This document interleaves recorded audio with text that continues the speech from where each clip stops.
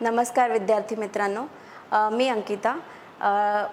Subhash academy म्हणजेच पूर्वीची Deccan IS यांच्या यूट्यूब चॅनलवर तुमचं स्वागत आहे. सो आतापर्यंत आपण PYQ प्रिलिम्स UPSCचे PYQ जे होते त्याचा 2024चा पेपर आपण पाहिला आणि त्याच्यामध्ये आपण पाहिलं की कुठून कुठून क्वेश्चन्स येत आहेत, किती बेसिक लेवलचे क्वेश्चन्स येत आहेत. सो आता आपण तो एक टप्पा पार केला की एक बेसिक अंडरस्टँडिंग पेपर कसा येतो, कुठून येतो याच्याबद्दल आपण बऱ्यापैकी बोललो आहे. थोडेसे पॅटर्न काही काही कॅच करायचा प्रयत्न केला आहे. आता इथे ना आपण तेवढं वास्ट घेण्याऐवजी आता थोडंसं आपण डेप्थकडे जाऊया.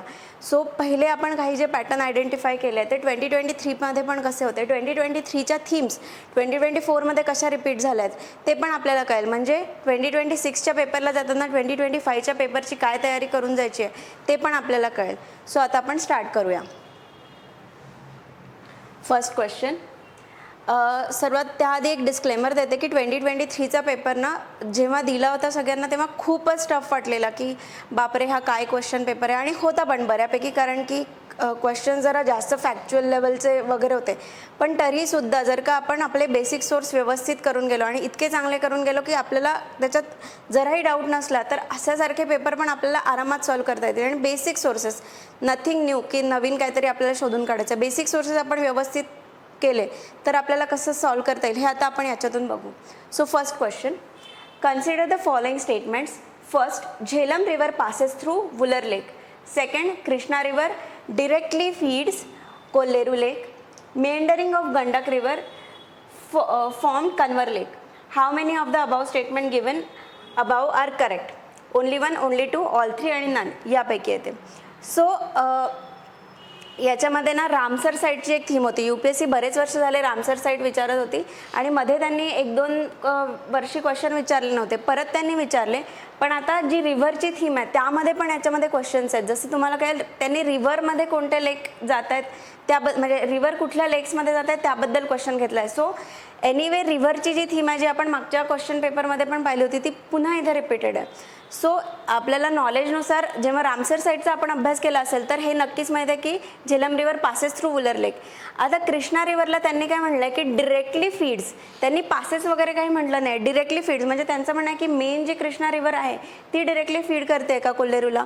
सो आपण मॅपिंग पाहिलं तर हे नाही आहे. Meandering of Gandak river formed Kanwar lake. So हे गंडक नाही आहे, बुरी गंडक आहे, त्याच्यामुळे हे पण रॉंग. सो याचा आन्सर ओनली 1 आहे. सो यामध्ये आपल्याला हे आपल्या नॉर्मल अभ्यासाने माहिती असायला पाहिजे होतं. हे आहे ना मॅपिंगने कसं होईल ते मी दाखवते इथे.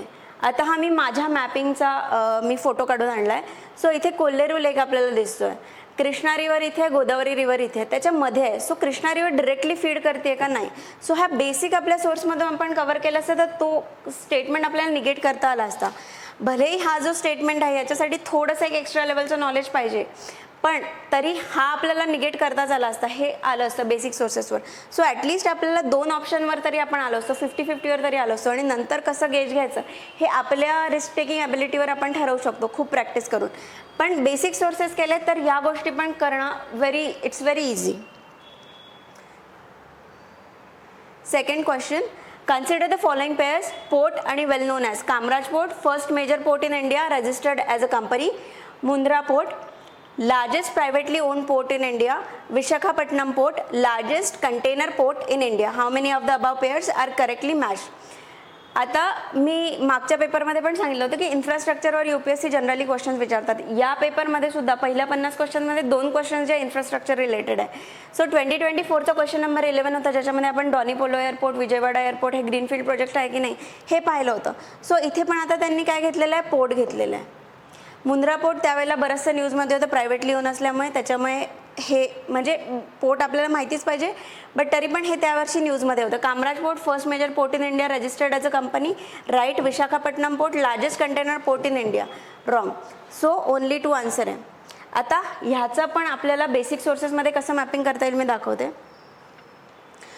Unit number 4 chapter 11 of international trade. Geography म्हणजे जॉग्रफीचं जे बुक आहे ना, geography book class 12 India, people and economy, याच्यामध्ये एक्झॅक्टली हा युनिट जो 4 आहे याच्यामध्ये चॅप्टर 11मध्ये जवाहरलाल नेहरू पोर्टबद्दल त्यांनी हे वाक्य जसंच्या तसं दिलं आहे. It is the largest container port in India. यांनी काय केलं आहे, फक्त इथे विशाखापट्टणम दिलेलं आहे आणि ते रॉंग केलेलं आहे. सो ह्या बेसिक सोर्समधून हे आलं. याच्यासाठी आता हा क्वेश्चन आला तर आता मी कुठे पळू कुठे नाही, बेसिक सोर्समध्ये आहे. म्हणून हा जो पुढचा पण चॅप्टर आहे ना, ट्रान्सपोर्ट अँड कम्युनिकेशन, चॅप्टर 10 जो आहे या सेम बुकमधला, तो पण एक थोड्याशा 8-10 पेजेसचा जो चॅप्टर आहे, त्याच्यामध्ये थोडी फॅक्च्युअल माहिती आहे. ती फॅक्च्युअल माहिती आपण घ्यायची, आपल्या नोट्समध्ये उतरवून टाकायची आणि झालं, विषय संपला. सो बेसिकच मी पुन्हा सांगते, 2023चा पेपरसुद्धा एवढा कठीण मानला गेला होता, पण त्याचं पण कसं बेसिकमध्ये कनेक्शन आहे, बेसिक सोर्सेसमध्ये कनेक्शन आहे, मी तुम्हाला वारंवार दाखवते. पुन्हा next question, consider the following trees, jackfruit, mahua, teak. How many of the above are deciduous trees. आता यांनी इथे त्यांचे सायंटिफिक नेम दिले आहेत, वाचायला कठीण आहे, ठीक आहे, पण तरीही आता पुढच्या नोट्समध्ये आपल्याला हे माहिती असायला पाहिजे. महुआ कदाचित ते पेअरिंगमध्ये हे देऊ शकतात की कशाचं सायंटिफिक नेम काय आहे. आता महुआवरून महुआ काय याच्यावरून आपण लावू शकतो, पण जॅकफ्रूटवरनं हे जे एवढं कठीण नाव दिलं आहे ते नाही लावू शकणार. टीकवरनं पण टेक्टोका किंवा ग्रँडिस जे काही आहे याच्यावरनं पण थोडंसं बेसिक लेवलला कळेल, पण ते जॅकफ्रूटवर एक एलिमिनेशनचा ऑप्शन ठेवतील. त्याच्यामुळे हे पण आपल्याला लक्षात राहिलं पाहिजे आता जेव्हा आपण नेक्स्ट पेपरला जाऊ. सो महुआ, टीक, साल, शिसम, हुर्रा, महुआ हे डेसिडियस ट्रीज आहेत आणि हे पण आपल्या इंडियन जॉग्रफीच्या बुकमध्ये दिलेले आहेत. त्याच्यासाठी मी तो जो पूर्ण चॅप्टर आहे तो फक्त एवढा एका पेजमध्ये कव्हर केला होता. हे तुम्ही करू शकता. सो डेसिडियस ट्रीज म्हटलं की टीक, साल, शिसम, हुर्रा, महुआ, आमला, सेमूल, कुसुम, सँडलवूड, तेंदू, पलस, अमलतास, बेल, खैर, ॲक्सेलवूड एक्सेट्रा. सो हे जे सगळे आहे माझ्या एका नोट्समधून मी क्विकली रिवाईज करू शकतो. तो पूर्ण चॅप्टर रिवाईज करायला कदाचित मला वेळ लागेल, पण या एका पेज पाहिल्यावर मला पटकन वाटेल की हां हे मला एवढंच वाचायचं आहे. भलेही वेळ कदाचित तेवढा पण लागू शकतो की सेम लागू शकतो, पण यामुळे जो प्री एक्झामच्या म्हणजे एक्झामच्या जस्ट आधीच्या वेळेला जो स्ट्रेस येतो हा अत्यंत कमी होऊन जातो. सो इथे काय आहे, महुआ, टीक हे तर आहेत आणि जॅकफ्रूट. आता जॅकफ्रूट आपल्याला माहिती नाही आहे, सो मी पुन्हा सांगते की जनरल स्टडीजचं कसं आहे, जॅकफ्रूट आपल्याला कन्फ्युजन असेल की अच्छा एक जॅकफ्रूट आहे की नाही, पण पाहिलं आहे पण कोकण साईडला जनरली जॅकफ्रूटचे आपण झाडं पाहिली आहेत, तर तिथे कसं आहे डेसिडियस आहे, वातावरण नाही, सारखा पाऊस आहे. सो त्याच्यामुळे जॅकफ्रूट आपण तिथेच एलिमिनेट करू शकतो थोडा कॉमन सेन्स लावला तर. सो इथे ओनली 2. सो जनरल स्टडीजचा पेपर आहे, डोकं जनरल वेनी आपल्याला न्यायचं आहे, स्पेसिफिक वेनी नाही. टेस्ट सिरीजमध्ये जेवढं स्पेसिफिकेशन आपल्याला देतात ते डोकं इथे लावायचं नाही. म्हणून टेस्ट सिरीज फक्त आपल्या चुका काय हे बघायला करायचं आणि बाकी आपण कशा ट्रिक्स लावायला पाहिजे किंवा कुठल्या गोष्टी आपण कुठल्या पद्धतीने आपल्या डोक्याला वळवायला पाहिजे त्यासाठी PYQ शिवाय काहीही गत्यंतर नाही. Next question, consider the following statements. India is more arable area than China. The proportion of irrigated area is more in India as compared to China. The average productivity per hectare in India, in Indian agriculture is higher than that in China. How many of the above statements are correct? So हे जरा हा एक tougher साईडचा question होता. हा येत असेल तर ठीक, अदरवाईज नसेल येत तर सोडून द्यायचं अशा वेळेला क्वेश्चनमध्ये, कारण एवढे स्पेसिफिक कदाचित एखादी गोष्ट माहिती असेल पण बाकीच्या एवढ्या स्पेसिफिक गोष्टी माहिती असतील नसतील. ज्यांनी कदाचित मेन्सचा स्टडी खूप चांगला केला आहे त्यांना कदाचित असे क्वेश्चन्स येतील, ज्यांनी नाही केला आहे त्यांनी इथे कॉन्फिडेंटली आणि स्वतःवर डाऊट न घेता आरामात हा क्वेश्चन स्किप केला तरीही चालेल. So more arable area than China नाही, चायनाचा एरिया अरेबल एरिया जास्त आहे. त्याच्यानंतर the proportion of irrigated area is more in India is compared to China, true, आणि हे पण रॉंग आहे. सो याचं ओनली 1 आन्सर आहे. सो याचा जो काही डेटा आहे तो आता आपल्या नोट्समध्ये PYQसाठी एक बुक बनवायची त्याच्या नोट्ससाठी, त्याच्यामध्ये हा डेटा टाकून द्यायचा की काय काय आहे. पुढचा question, which of the following is the best example of repeated falls in sea level giving rise to present day extensive marshland. ठीक आहे, Bhitarkanika mangroves, Marakkanam salt pans, Naupada swamp, Rann of Kutch. आता तसं तर जेव्हा आपण रण ऑफ कच्छ वगैरे बघतो तर तो रणोत्सव कशाला का तो सेलिब्रेट केला जातो किंवा कशामुळे होतो हे बेसिक जरी माहिती असेल तरी आपल्याला रण ऑफ कच्छ हे येईल, पण एखाद्याला तेही नाही माहिती आणि कन्फ्यूज होतं आहे. सो कधी कधी काय होतं, आपण फक्त हिंदी त्याचं वाचलं ना तरी पण आन्सर येतं. जसं की इथे निम्नलिखित में से कौन सा एक समुद्र स्तर में पुनरावर्ती गिरावट का सर्वोत्तम उदाहरण है जिससे वर्तमान समय की सविस्तृत कच्छ भूमि उत्पन्न होती है. कच्छ भूमि डायरेक्टली इथे दिलं आणि कच्छ का रण हे डायरेक्ट आन्सर आहे. म्हणजे इथे हे नाही विचार करायचा की अरे त्यांनी असं दिलं, कारण टेस्ट सिरीजमध्ये असं करतात, इथे काहीतरी देतात, इथे उलटच आन्सर देतात. पण जर का वारंवार प्रिव्हियस इयर क्वेश्चन बघितले तर आपल्याला विश्वास बसतो की नाही, हा जनरल स्टडीजचाच पेपर आहे, स्पेसिफिक स्टडीजचा पेपर नाही. सो त्यामुळे असं डायरेक्ट जर का एखाद्या वेळेला एखादा क्वेश्चन येत नसेल किंवा त्याचं भाषांतर कळत नसेल तर डिरेक्टली क्विकली त्याचं हिंदी मध्ये कन्व्हर्जन आपण बघून घ्यायचं आणि डिरेक्टली इथे कच्छभूमी दिलेलंच आहे. So run of Kutch answer आहे. सो आता यांनी मार्शलँड्सबद्दल विचारलं आहे. नौपाडा स्वॅम्प कुठे आहेत, सॉल्ट पॅन ऑफ इंडिया कोणाला म्हणतात, मरक्कनम सॉल्ट पॅन्स काय आहे, भितरकणिका मॅनग्रोवर तर ऑलरेडी कितीतरी वेळेला क्वेश्चन्स येऊन गेले. त्यामुळे हे जर का हे याच्याबद्दल आता आपल्याला एक्स्ट्राची माहिती असलीच पाहिजे. Next question, limonite and rutile abundantly available in certain coastal tracts of India are rich sources of which one of the following. आता लिमनाइट किंवा रुटाइल आपण हे जनरली नाही ऐकलंय, पण ॲल्युमिनियम ऐकलंय, कॉपर ऐकलंय, आयर्न ऐकलंय. सो याचे बॉक्साईट किंवा बाकीचे जे काही याचे काय म्हणतात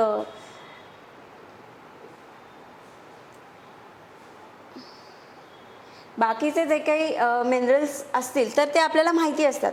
त्यामुळे आता त्यांनी ऑल ऑफ द सडन म्हणजे ॲल्युमिनियम दिलं आहे, कॉपर दिलं आहे आणि आयर्न दिलं आहे आणि एकदम वेगळं टायटॅनियम दिलेलं आहे. सो हे बेसिक म्हणजे जो पण बेसिक स्टडी करतो त्याला याचे बेसिक माहिती असतात, ओव्हर्स काय आहे. तर टिटॅनियमचं कोण वाचणार. सो त्यांनी तुम्हाला डिरेक्शन दिली आहे की मी हे 3 बेसिक टाकतोय, ह्याचे कदाचित असण्याचे चान्सेस आहेत. सो इथे एज्युकेटेड गेस तुम्ही आरामातच घेऊ शकता. सो प्रत्येक ठिकाणी नॉलेज असलंच पाहिजे असं नाही, पण नाही आहे तरी पण तुम्ही अशा टाईपचे बरेचसे क्वेश्चन, हा जो पॅटर्न आहे की 3 खूप व्हेरी कॉमन गोष्टी त्यांनी दिल्या असते आणि चौथी एक व्हेरी अनकॉमन गोष्ट दिलेली असते. ती जी अनकॉमन कधीही ना ऐकलेली गोष्ट आहे ती त्याचं आन्सर आहे. हा पण एक पॅटर्न UPSCचा आहे. जसं जसं आपण आधीचे पण क्वेश्चन करत जाऊ तेव्हा पण हा एक पॅटर्न आपल्याला कळेल. सो हे 3 व्हेरी कॉमन आणि व्हेरी अनकॉमन. जर ही माहिती नसेल तरी एज्युकेटेड गेस टिटॅनियमवर साधारणपणे ज्या व्यक्तीचा व्यवस्थित अभ्यास झालेला आहे तो आरामातच घेऊ शकतो.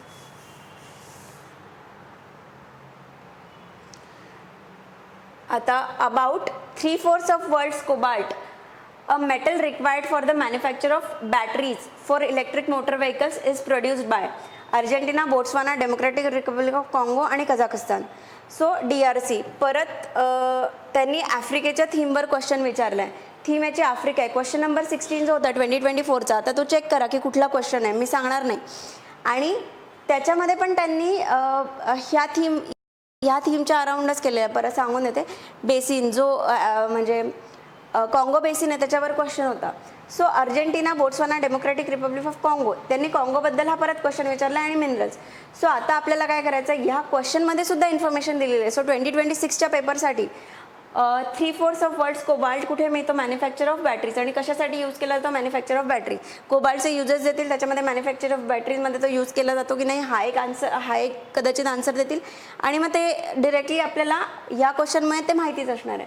त्यानंतर आता जर का अर्जेंटिना हा 2024च्या ऑप्शन्समध्ये होता, 79 आणि 87चा जो ऑप्शन होता. 2024च्या क्वेश्चन 5मध्ये बोट्सवाना हा ऑप्शन होता की ज्याच्यामध्ये आपण कोकोचं प्रोडक्शन पाहिलं होतं, त्याच्यामध्ये त्यांनी बोट्सवाना हे ऑप्शन दिलं होतं. सो या बेसिक कंट्रीजचं जरी आपण पाहिलं असतं तरी आपल्या तिथे एलिमिनेशनला नक्कीच मदत झाली असती. अर्जेंटिना कशासाठी न्यूजमध्ये होतं हे त्यांनी विचारलं. सो आपल्याला काय असं प्रत्येक कंट्रीजबद्दल खूप डीपली जायची गरज नाही. बेसिक जरी आपण इथे, मी त्याच्यासाठी हा बेसिक सर्च काढून ठेवला आहे की बोट्सवाना इंटरेस्टिंग फॅक्ट्स काय काय आहे. Botswana largest population of world's largest population म्हणजे Botswana is known for having Africa's largest elephant population. त्यांनी काय म्हटलं आता, आफ्रिकाज लार्जेस्ट एलिफंट पॉप्युलेशन, ते वर्ल्डची लार्जेस्ट सुद्धा टाकू शकतात. The world's largest inland delta, Okavango delta, and vast diamond reserves, डायमंडसाठी ते आहेच जे आपण पाहिलं होतं मागच्याच वेळेला मी सांगितलं होतं.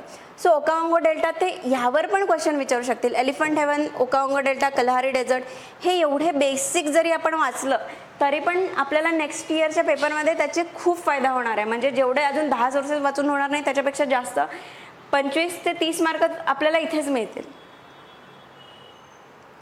सो एवढ्या बेसिक लेवलचा स्टडी करायचा आहे, पुन्हा पुन्हा सांगते, म्हणून PYQवर नेहमी भर द्यायचा आहे.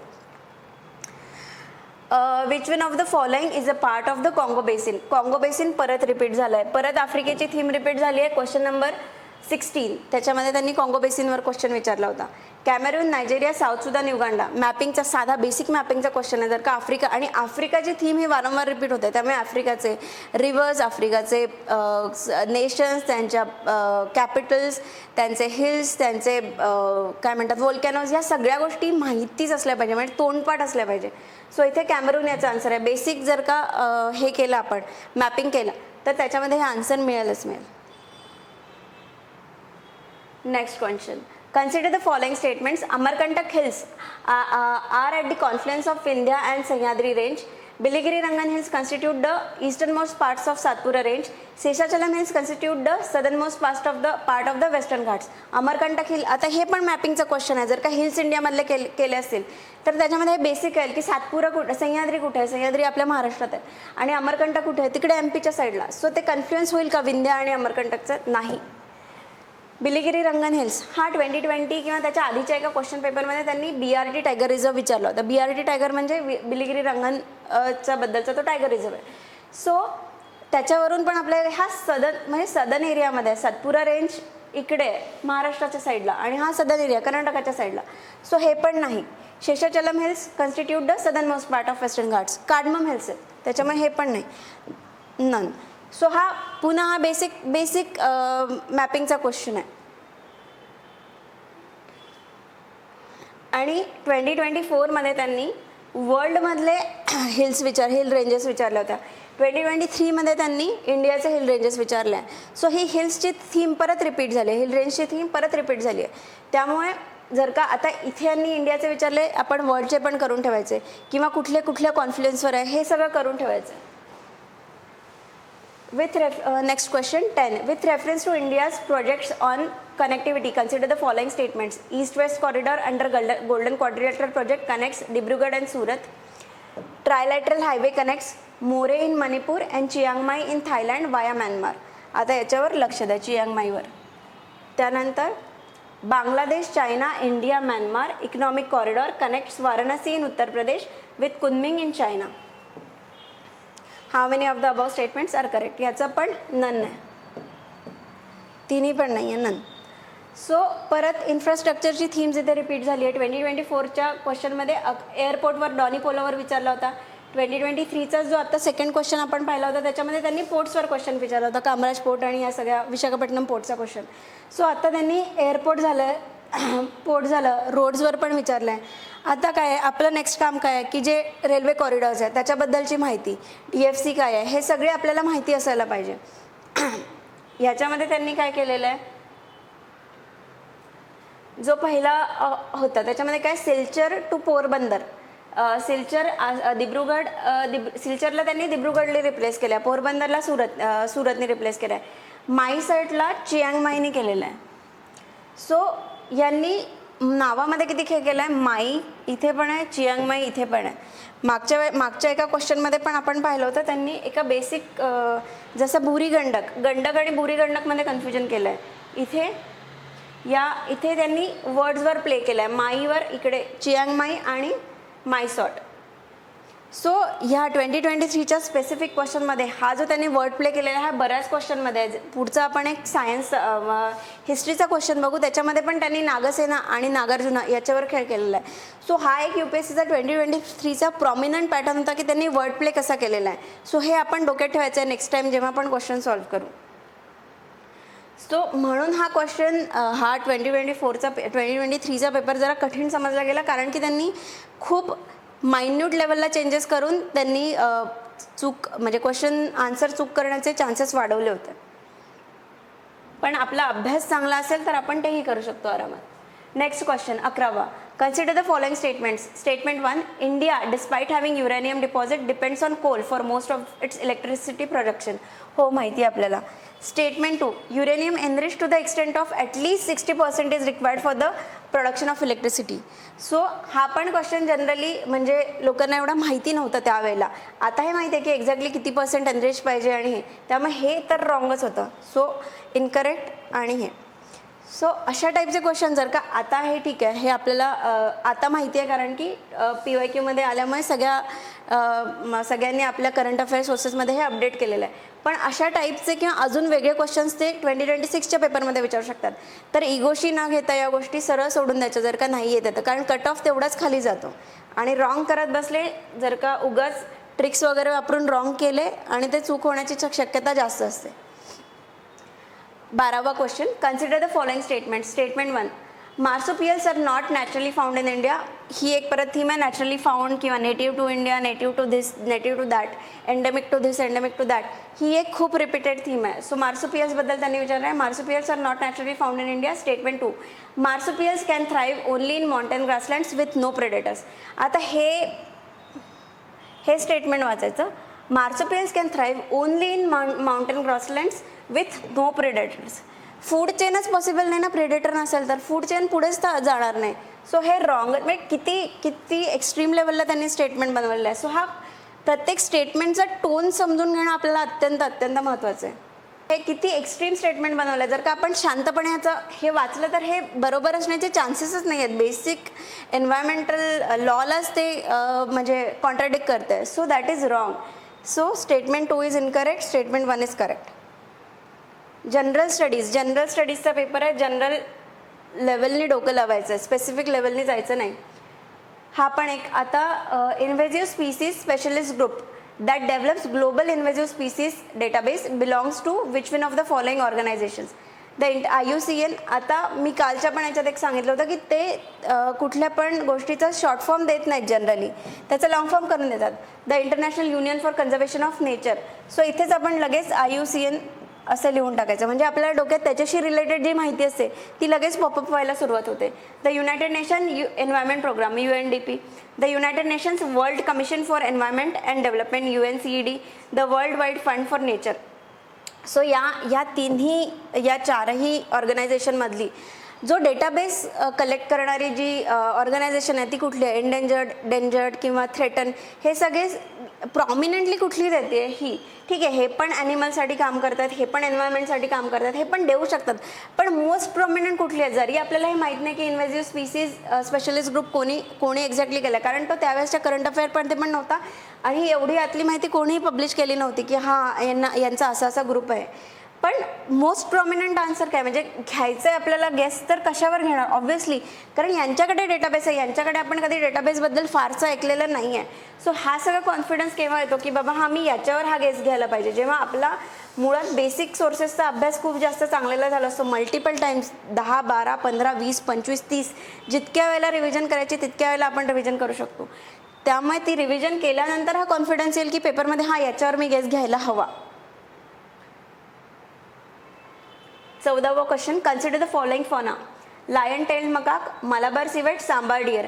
How many of the above are. आता या म्हणजे हा जो वर्डिंग आहे यावर लक्ष द्या. Generally nocturnal or most active after sunset. नॉक्टर्नलचं त्यांनी हे पण दिलं आहे, एक्सप्लेनेशन पण दिलं आहे की एक्झॅक्टली काय त्यांचं म्हणणं आहे की मोस्ट ॲक्टिव्ह आफ्टर सनसेट, कारण त्यांना याच्यात कुठेच रॉंग जायचं नाही आहे. कारण ह्याच्यामधलं काय की लायन टेल्ड मकाक नाही आहे, मलाबार सिवेट आहे आणि सांबार डिअर नाही आहे नॉक्टर्नल. सो ओनली वन याचा आन्सर आहे. बट एखादा म्हणेल की नाही आम्ही सांबार डिअर तर रात्री फिरताना पाहिला, किंवा लायन टेल्ड मकाक तर उड्या मारत होता रात्री झाडांवर. सो त्यांना कुठल्याही अँगलनी ते रॉंग जायचं नाही, म्हणून त्यांनी इथे generally nocturnal or most active after sunset असं दिलं आहे. सो ह्याच्यावर त्यांना काय करायचं की त्यांना कुठेच रॉंग जायचं नाही. सो हे जे 3 आहे हे आपल्याला आता दिलेले असतात की हा प्राणी जो आहे तो नॉक्टर्नल आहे किंवा नाही आहे, क्रेप्स्क्युलर आहे, व्हॉटेवर जे काही आहे. पण प्रत्येक वेळेला ते लक्षात राहत नाही. अशा वेळेला काय करायचं की आधीचे जे PYQचे आलेले किंवा कुठले पण आपण जर का ॲनिमल बघतोय तर त्याचा एक जस्ट गुगल सर्च करायचा. तो गुगल सर्चवर मी दाखवते की त्या बेसिक एका गुगल सर्चने हे आन्सर कसं आलं असं ते दाखवते की लायन टेल्ड मकाक गुगलवर टाकलं, हे सगळ्याचे आन्सर आले, म्हणजे पिक्चर्स आलेत. याच्यामध्ये तो कुठेही रात्री दिसत नाही आहे. जनरली हे सगळे सकाळचे पिक्चर आहे, म्हणजे सनलाईटमधले पिक्चर्स आहेत. सेकंड जो क्वेश्चन आहे मलबार सिवेट. आता हा समजा म्युझियममधला आहे, पण हे बघा डोळे चमकत आहेत, हा रात्रीचा आहे. हे सगळे हे पिक्चर्स काढले आहेत, जे पण पिक्चर्स काढले आहेत ते रात्रीचे नाही आहेत. बट जनरली पहिलेच जे सर्चेस आलेले आहेत ते सगळे रात्रीचे आलेले आहेत. सांबार डिअरच्या सनलाईटमधले आलेले आहेत सगळे जे पिक्चर्स आहेत. सो हा बेसिक जरी आपण ज्या यूट्यूबवर रील्स बघण्यापेक्षा जर का आपण अभ्यास करता करता हा एक थोडासा लाईटर लेवलचा अभ्यास केला तर हे असे क्वेश्चन्स आपले 2 मार्क आपण डिरेक्टली पुढे जातो. कितीतरी हजार लोकांना आपण पुढे टाकून अशा क्वेश्चन्सनी पुढे म्हणजे आपली प्रिलिम्स क्लिअर करू शकतो. Next question. Which one of the following organisms perform waggle dance for others of their kin to indicate the direction and distance to a source of their food? So याच्यामध्ये हनी बीज हे answer आहे. म्हणजे कुठले particular animals आहेत ते काय, त्यांचं काय बिहेवियर आहे, त्यांचे कॅरेक्टरिस्टिक फीचर्स काय आहे याच्याबद्दल UPSC आजकाल क्वेश्चन्स विचारायला लागले. जसं की 2024च्या क्वेश्चनमध्ये त्यांनी 28मध्ये वास्पबद्दल क्वेश्चन विचारला होता. हा वास्पचा जो आहे ना हा परत हा याच्यामध्ये ऑप्शनमध्ये होता. हा वास्प जर का आपण आधीच 2023च्या पेपरमध्ये जर का याच्याबद्दल थोडंसं जरी सर्च केलं असतं 2024चा हा क्वेश्चन आपला सुटला असता. फिग वास्पबद्दल त्यांनी विचारलेलं आहे. सो हे जे ऑप्शन आहे 2023चा ऑप्शन याच्यावर परत क्वेश्चन म्हणलं 2024मध्ये. त्यामुळे 2025चे जे क्वेश्चन्स आहेत त्याचे क्वेश्चन्स बनतील 2026मध्ये. सो त्याच्यावर बेसिक सर्च करून ठेवणं आपलं काम आहे. मी वारंवार हे सांगत आहे, तुम्ही म्हणाल की बोर करताय मॅम, पण हे अत्यंत महत्त्वाचं आहे. सो आणि हां, आता याच्यामध्ये हा त्यावेळेला कदाचित कोणाला माहिती नव्हता. मराठी लिटरेचर ज्यांचा ऑप्शनल होता त्यांना हा लिटरेचरमध्येच म्हणजे हनीबीच्या डान्सबद्दल वगैरे सगळं त्यांना आहे, त्यामुळे त्यांच्यासाठी हे सोपं होतं. पण बाकीच्यांसाठी हे असेल नसेल नाही माहिती. बट याच्यामध्ये बेसिक बघाल की waggle dance for others of their kin to indicate the direction and distance to a source of their food.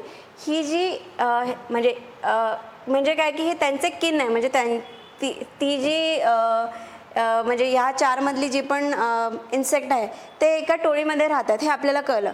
आता याच्यामधला बटरफ्लाईज बघा, ड्रॅगन फ्लाईज बघा, वास्प बघा. वास्प जनरली एखाद्याला टोळीमध्ये दिसेल, पण ड्रॅगन फ्लाईज किंवा बटरफ्लाईज दिसतील का हा एक थोडासा विचार केला तर आपण राईट आन्सरपर्यंत आरामात पोहोचू शकतो. पुन्हा सांगते की जनरल लेवलनी जनरल स्टडीजचा अभ्यास करा किंवा पेपर सोडवताना तरी ॲटलिस्ट जनरलला अभ्यास करताना स्पेसिफिकेशन्स घेतले तरी चालतील, पण पेपर जेव्हाही सोडवायचा आहे डोकं एकदम जनरल लेवलला ठेवूनच पेपर सोडवायचा आहे. Consider the following statements. Some mushrooms have medicinal properties, some mushrooms have psychoactive properties, some mushrooms have insecticidal properties, some mushrooms have bioluminescent property. How many of the statements are correct? आता काही वर्षांपूर्वी याच्यावर सम fishes have poisonous म्हणजे 2024मध्ये पण 29 नंबरचा question होता, त्याच्यामध्ये पण ही समची थीम रिपीट झाली होती. यामध्येच 2023च्या पेपरमध्ये क्वेश्चन नंबर 18मध्ये पण ही समची थीम रिपीट आहे. So this is very basic. त्यांनी एक आधी एक जो क्वेश्चन विचारला होता 2024मध्ये त्यांनी पॅरासिटॉइडवाला क्वेश्चन विचारला होता. That was a specific question. But इथे काय some mushrooms are medicinal properties. Definitely आपल्याला माहितीच आहे की मशरूम्समध्ये भरपूर मेडिसिनल प्रॉपर्टीज आहेत, सायकोॲक्टिव्ह प्रॉपर्टीज. आणि मशरूम्स ही एक फंगस आहे, त्याच्यामध्ये इतक्या प्रजाती आहे की त्याच्यामध्ये सममध्ये हे काही ना काही सापडणं अपेक्षितच आहे. आणि बायोल्युमिनेसन्सबद्दल तेव्हा करंट अफेअर्समध्ये बऱ्यापैकी होतं की मशरूमचा एक मशरूम होता जो अरुणाचल प्रदेशमध्ये बायोल्युमिनेसंट प्रॉपर्टीज दाखवत होतं, त्यामुळे तेव्हा तर हे येणंच होतं. बाकी याच्यावर डाऊट नसेल आला तरी याच्यावर आला असता, तरी पण हे करंट अफेअर्समध्ये होतं, त्यामुळे ऑल 4 हे आन्सर आहे याचं. सो व्हेरी बेसिक, म्हणजे बेसिक अंडरस्टँडिंगनी आणि बेसिक जर का आपण डोकं लावलं तर हे क्वेश्चन्स येतील. Consider the following statements regarding the Indian squirrel. परत त्यांनी ॲनिमलच्या बिहेवियर, हनीबीचा आता क्वेश्चन पाहिला, इंडियन स्क्विरल्सवर त्यांनी क्वेश्चन विचारला आहे. They build nest by making burrows in the ground. They store their food materials like nuts and seeds in the ground.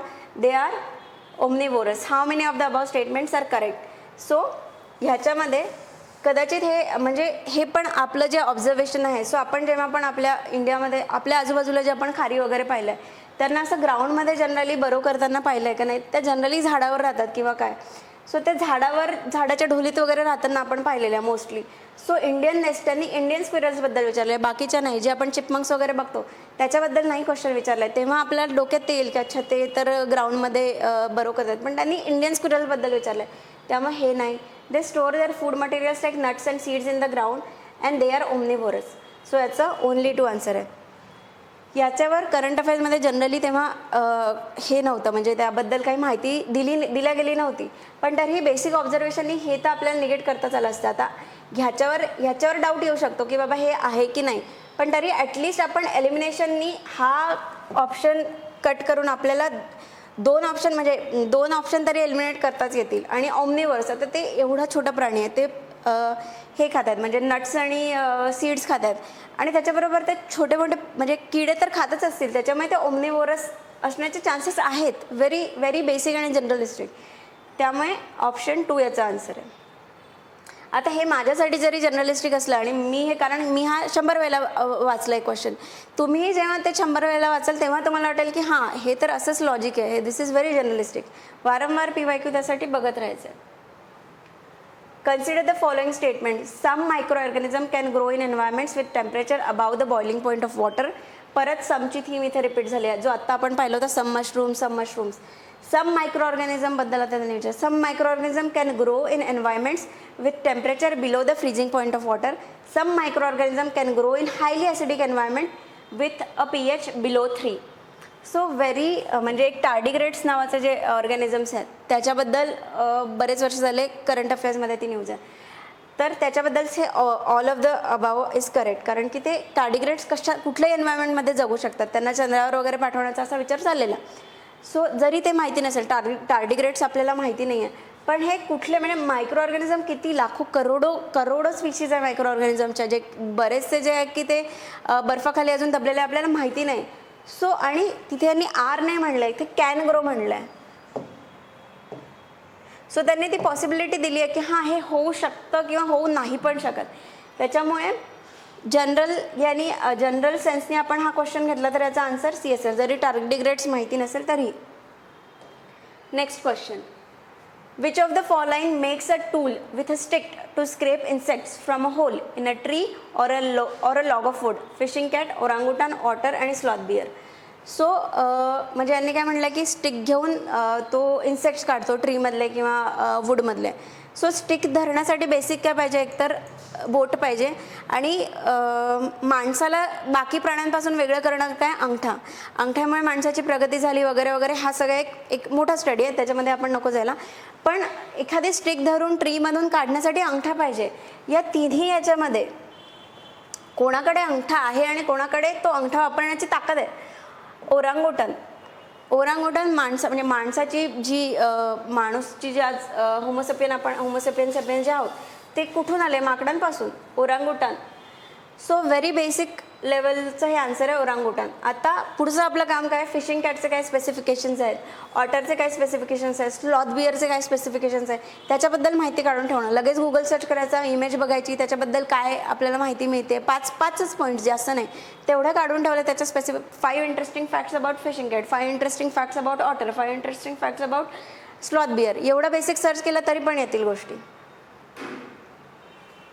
Consider the following: aerosols, foam agents, fire retardants, lubricants.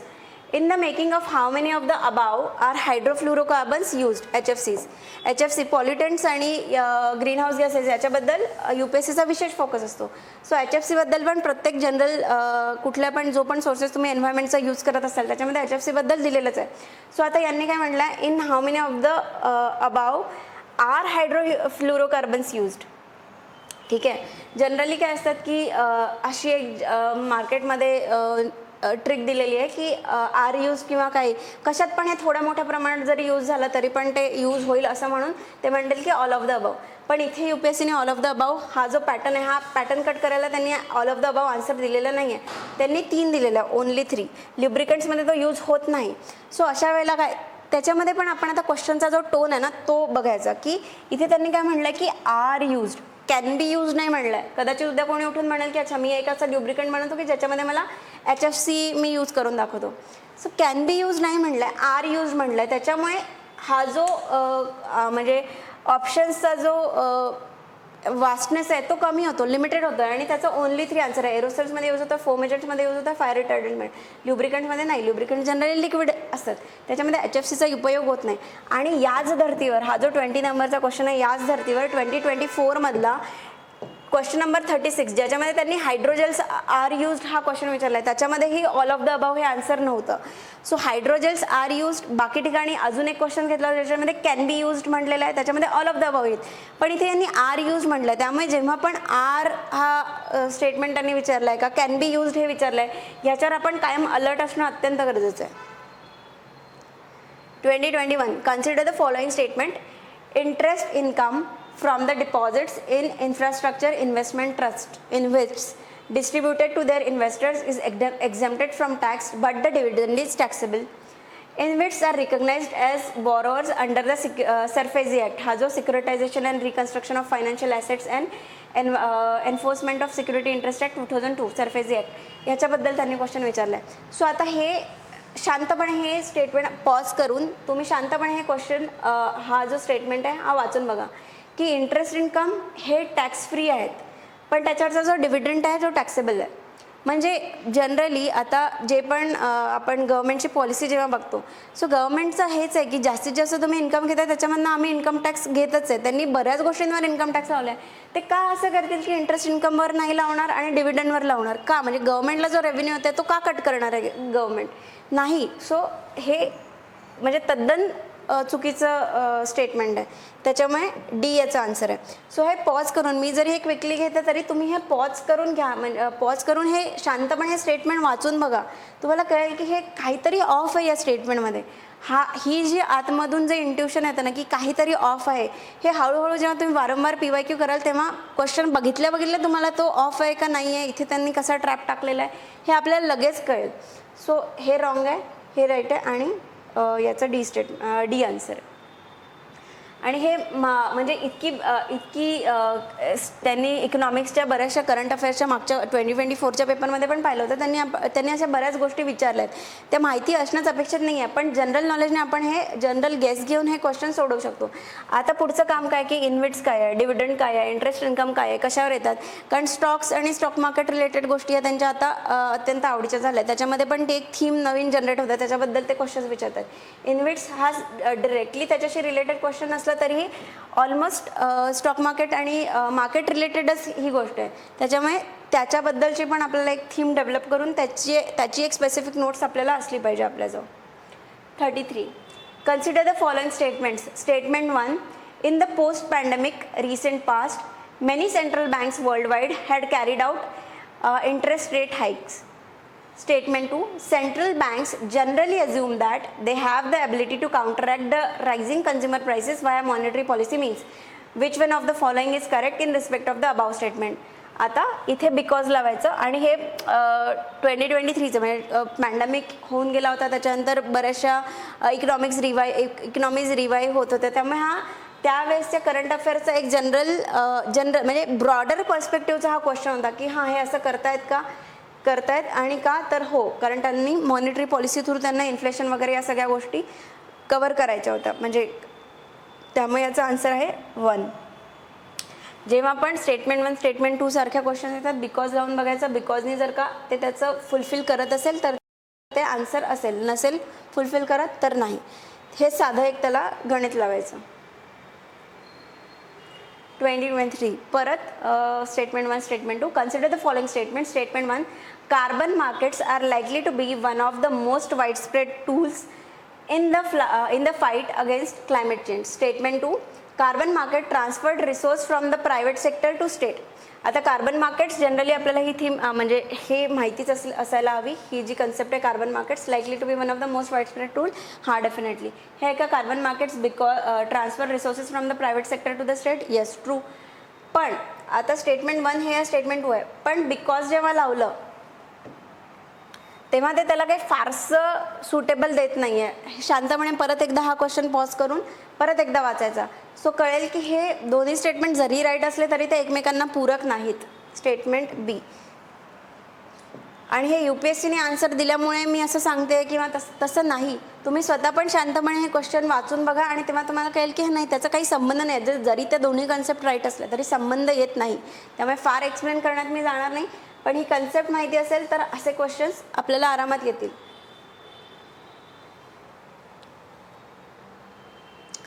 Which one of the following activities of the Reserve Bank of India is considered to be part of sterilisation. पूर्ण knowledge based question आहे. Conducting open market operations याचा answer आहे. इकॉनॉमिक्सच्या या ज्या concept आहे money market, capital market, त्याच्याशी related ज्या कन्सेप्ट आहेत त्या एकदम क्लिअर असल्या पाहिजे, पाठच असल्या पाहिजे. 2025 consider the following markets: government bond market, call money market, treasury bill market, stock market. How many of the above are included in capital markets, money market. So पुन्हा एक बेसिक म्हणजे आपला जो मनी मार्केट किंवा कॅपिटल मार्केटचा जो हे आहे चॅप्टर आहे त्याच्यामध्ये आपण त्याच्या बेसिक नोट्स केल्या की मनी मार्केटचे इन्स्ट्रुमेंट्स काय आहे, त्या इन्स्ट्रुमेंटच्या स्पेसिफिकेशन्स काय आहे, त्याचा एक साधा टेबल जरी केला तरी पण हे आन्सर येणार आहे. किंवा कॅपिटल मार्केटचे इन्स्ट्रुमेंट्स काय, त्याचा जरी एक टेबल केला, त्याच्या काही 4-5 गोष्टी लिहून ठेवल्या तर तेवढ्या बेसिक गोष्टीवरनं हे आन्सर आपल्याला काढता येणार आहे. सो याचा ओनली 2 आन्सर आहे. Government bond market, call money market, treasury bill market हे मनी मार्केटचे आहे, हे जे कॅपिटल मार्केटचे आहे. So only 2. मी याच्या नोट्स मी आज लावल्या नाही आहे, पण पुढच्या वेळेला येताना मी ह्याच्या पुढच्या वेळेला इकॉनॉमिक्सच्या पण नोट्स मी दाखवेल की मी कशा बनवल्या आहेत आणि तुम्हाला कशा बनवता येईल. त्याच्यामुळे हे एवढे बेसिक लेवलचे क्वेश्चन्स आरामात सॉल्व्ह होतील. Which of the following best describes the concept of small farmer large field. आता हे 4 ऑप्शन्स आहेत. 2024च्या क्वेश्चन पेपरमध्ये 100 मिलियन फार्मर्स नावाचा एक क्वेश्चन होता. 2026 नंबरचा क्वेश्चन. सो याच्यामध्ये पण स्मॉल फार्मर लार्ज फील्ड ही कुठेच करंट अफेअर्समध्ये न्यूज नव्हती. 100 मिलियन फार्मर्स ही पण कुठेच करंट अफेअर्समध्ये न्यूज नव्हती. पण तेव्हाही जस्ट बेसिक अंडरस्टँडिंग घेऊन ऑप्शन्सचा आपल्याला हा कसा सॉल्व्ह करता येईल ते मी दाखवलं होतं. आता पण आपण बघूया.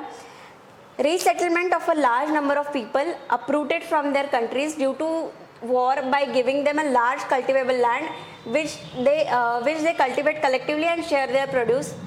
म्हणजे हे त्यांना कलेक्टिव्ह लँड देण्यासाठी केवढी एक लिमिटेड लेवलची त्यांनी, लिमिटेड म्हणजे तसं तर खूप सिव्हिअर इश्यू आहे हा, पण किती लिमिटेड पूर्ण जगामध्ये किती लिमिटेड लोक असतील की ते त्यांच्या कंट्रीजमधून अप्रूटेड, आणि त्यांनी कंट्रीजमधून म्हटलं ना, एरियामधून नाही, कंट्रीजमधून अप्रूटेड झालं आहे.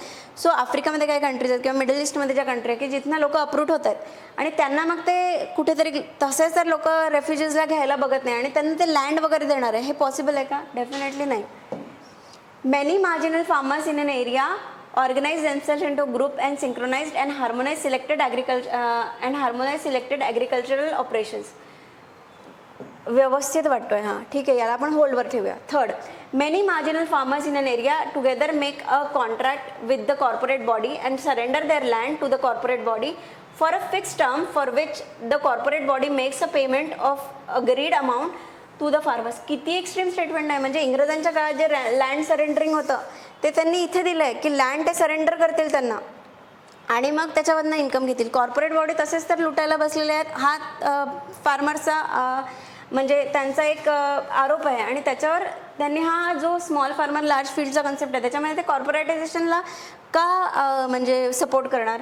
त्यानंतर a company extends loans, technical knowledge and material inputs to a number of small farmers in an area so that they produce the agriculture commodity required by the company for its manufacturing process and commercial production. हे पण म्हणजे त्यांनी परत कॉर्पोरेटचा आणलेलं आहे. So हे जे दोन ऑप्शन आहे त्यांनी कॉर्पोरेटला मध्ये आणलेलं आहे. हा जो ऑप्शन आहे त्यांनी खूपच एका लिमिटेड टाईपचा दिलेला आहे, म्हणजे सिव्हिअर बट लिमिटेड. आणि हा जो आहे सो हा म्हणजे शांतपणे वाचल्यावर हे कळेल की हां हे ह्याच्याशी खूप सिमिलर लेवल आहे. स्मॉल फार्मर्स लार्ज फील्ड, छोटे छोटे स्मॉल फार्मर्स एकत्र येतील आणि त्यांचा एक लार्ज फील्ड बनेल आणि या सगळ्यांमधून अपलिफ्टमेंट कोणाचे होते? फार्मर्सची. So obviously this is the answer.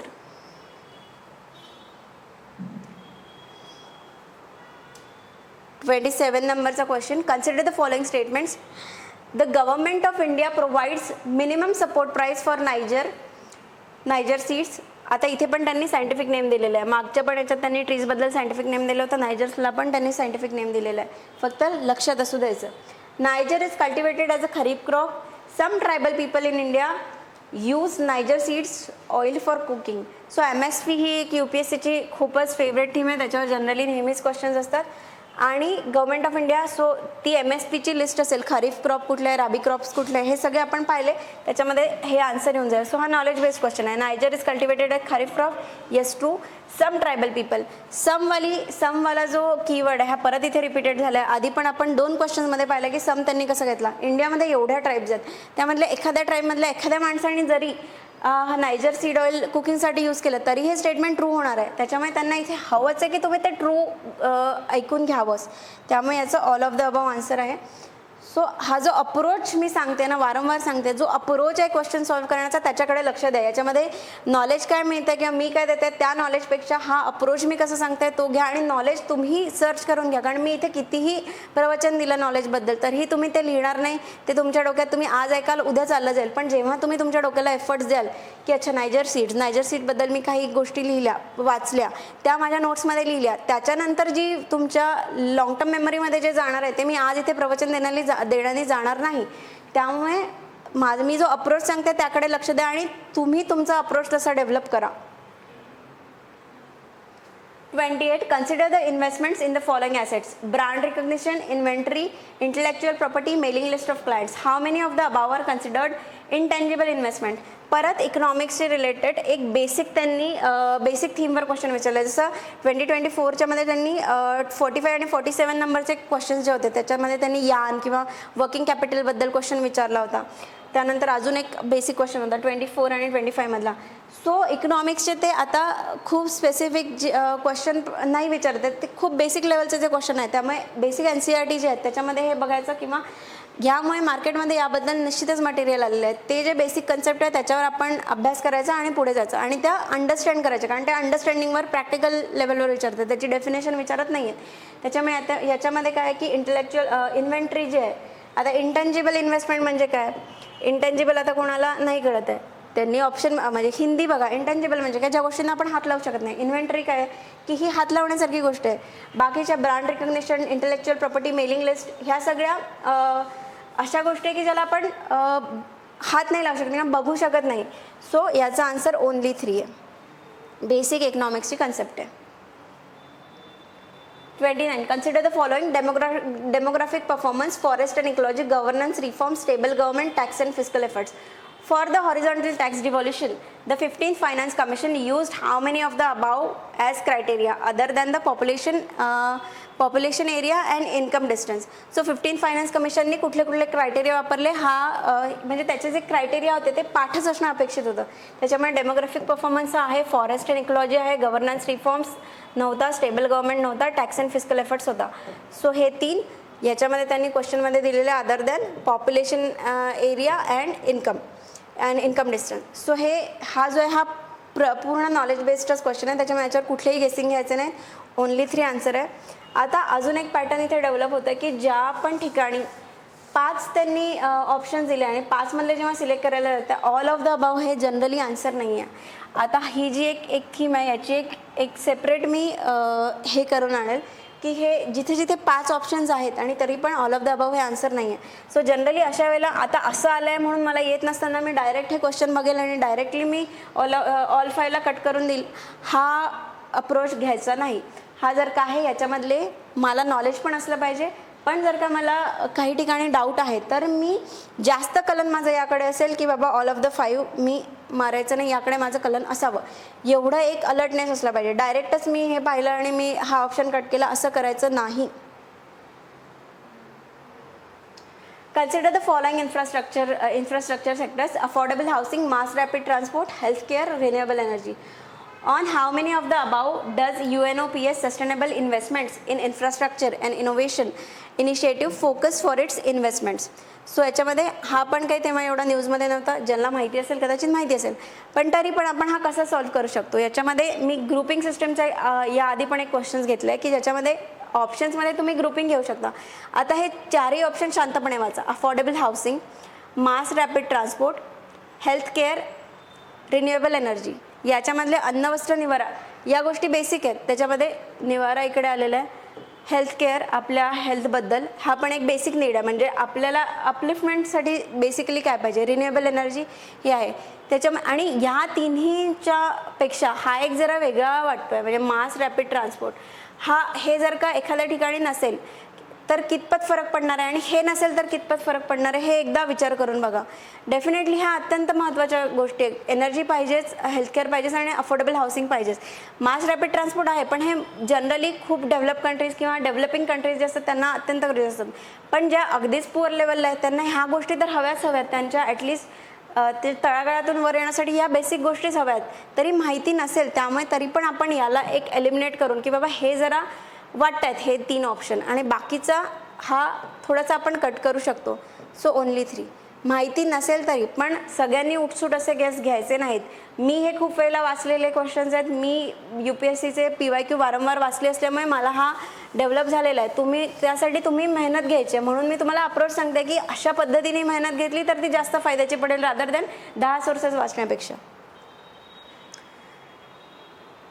Question number 31. In essence what does due process of law mean? परत पॉलिटीचा basic question. The principle of natural justice, the procedure establish by law, fair application of law, equality before law. हा याच्यामध्ये कुठल्याही प्रकारचा guess नाही आहे. हा basic conceptual पॉलिटीचा question आहे.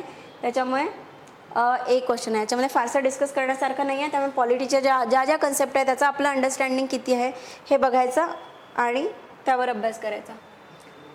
Consider the following statements. Statement 1. In India, prisons are managed by state governments with their own rules and regulations for the day-to-day administration of prisons. True. In India, prisons are governed by the Prisons Act 1894, which expressly kept the subject of prison in the control of provincial government. Very true. So because हा पण जरा knowledge based question होता, पण जी theme आहे एकतर याच्यामध्ये काय central आणि म्हणजे federal government, central government, state government यांचा टसलबद्दलचा एक क्वेश्चन जो 2024मध्ये 75th नंबरचा क्वेश्चन होता, ज्याच्यामध्ये त्यांनी सेंट्रल सब्जेक्ट, स्टेट सब्जेक्ट दिले होते.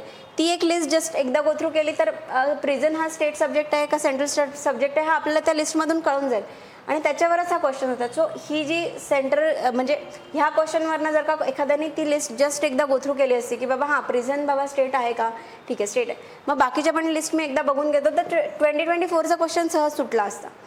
सो याचा आन्सर ए आहे. प्रिझन्स, त्याच्यानंतर त्यांनी पॅरोलबद्दल पण आधी क्वेश्चन विचारले, त्यामुळे प्रिझन्स पण त्यांची 1-2-3 वर्ष झाले त्याच्यावर त्यांचे बरेच क्वेश्चन्स होते. Question number 33. Which one of the following statements best reflects the chief purpose of constitution of a country?